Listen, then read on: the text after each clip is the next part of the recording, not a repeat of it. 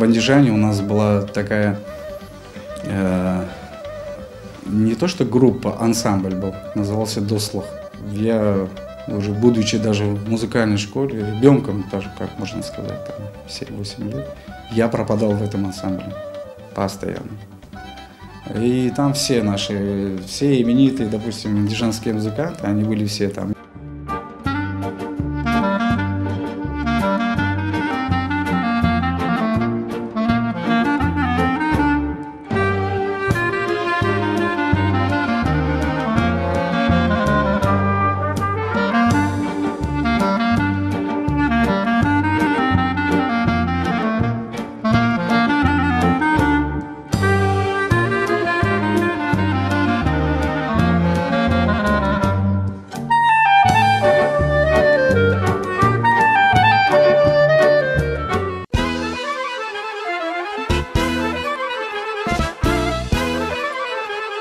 В Германии у нас такие были моменты, после концерта люди напевали наши мелодии. Люди, в общем-то, которые далеки от нашей культуры, от нашей музыки, и они уже это запоминали, эти мелодии, и напевали нам, как бы, и нас это, конечно, очень сильно поражало.